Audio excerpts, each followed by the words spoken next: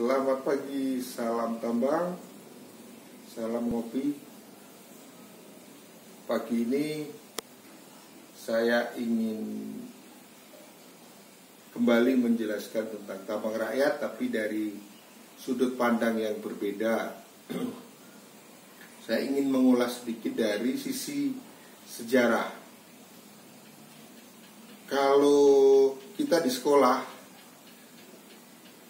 kalau ditanya atau guru-guru selalu mengajarkan kepada para murid, kalau ditanya bahwa mengapa penjajah datang ke Indonesia, mereka selalu mengajarkan bahwa para penjajah itu mencari rempah-rempah. Itu sebenarnya adalah sebuah kesalahan atau penyesatan. Menurut saya adalah suatu penyesatan, sehingga rakyat Indonesia tidak sadar bahwa sebenarnya yang diincar para penjajah yang utamanya bukan rempah-rempah. Rempah-rempah hanya untuk mengelabui saja. Sebenarnya yang dikejar mereka adalah emas, hasil tambang Indonesia yang sangat luar biasa. Sejarah yang menceritakan bagaimana Belanda dengan VOC-nya mengejar emas sampai ke Sumatera Barat, sampai ke Cikoto, hampir jarang diperbincangkan di sekolahan atau diajarkan. Selalu yang ditekankan, penjajah datang ke Indonesia mencari rempah-rempah. Ini adalah sekali lagi penyesatan. Jadi saya berharap para guru mulai sekarang lebih kritis lagi. Karena yang ada di Eropa itu semboyannya 3G. Gold, Gospel, and Glory.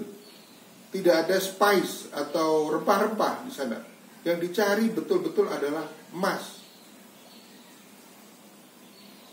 Rempah-rempah hanya digunakan untuk mengkamuflase atau menutupi, misalnya pengapalan emas 3 ton, 5 ton di kapal, nanti di atas ditutup tembakau, ditutup cengkeh atau hasil-hasil rempah-rempah yang lain, sehingga orang tahunya dia mengapalkan rempah-rempah, padahal yang diincar adalah emas. Dan kalau kita boleh kritis atau berpikir lebih lebih rasional, kenapa di Eropa begitu maju sekarang, begitu kaya? Salah satunya adalah karena emas dari Indonesia yang sudah dikapalkan ke Eropa berapa ratus tahun tanpa kita menyadari. Nah, anehnya sampai sekarang pemerintah kita tidak berusaha mengajarkan rakyatnya untuk menambang.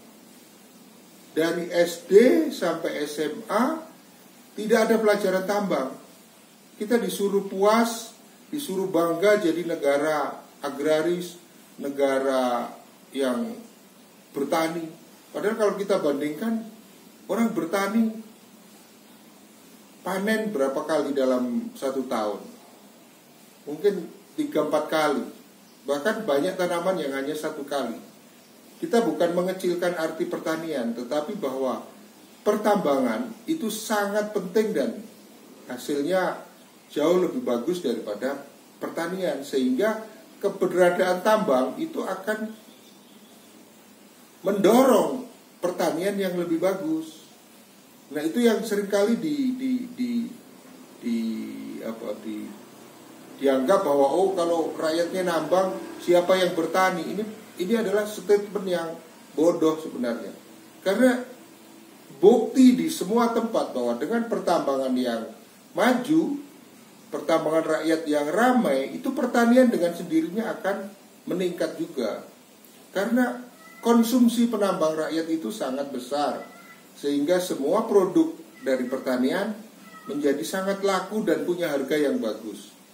Jadi saya berharap kita rakyat Indonesia harus sadar bahwa kita sebenarnya harus pandai untuk menambang, untuk supaya Indonesia ini menjadi negara yang kuat, negara yang maju. Karena negara yang maju atau peradaban itu dibangun sepenuhnya itu dari hasil tambang. Jadi kalau kita semua butuh hasil tambang, tapi rakyat Indonesia tidak boleh menambang atau dipersulit menambang, lalu siapa yang kita suruh menambang? Orang asing. Ini yang harus menjadi pertanyaan atau sikap dari para wakil rakyat, para aktivis yang harusnya lebih kritis, punya nalar gitu. Jadi Indonesia negara yang sangat kaya dengan mineral, tapi fasilitas atau pemerintah kita sangat kurang mengakomodasi. Padahal tambang rakyat itu sangat potensial. Dari 3 juta lebih tambang rakyat itu mempunyai omset lebih dari 200 triliun. Berapa pajak, royalti atau retribusi yang bisa diambil dari tambang rakyat? Itu besar sekali. Tapi kalau dalam situasi yang ilegal, bagaimana itu bisa diambil? Nah, ini yang harus mulai dipahami oleh para pihak lah, begitu kira-kira. Demikian pagi ini penjelasan saya tentang tambang rakyat dari sisi sejarah. Nanti kita lanjutkan lagi. Terima kasih. Salam kopi pagi. Salam tambang. Tetap semangat. Jaga jarak. Semoga corona cepat berlalu. Bye.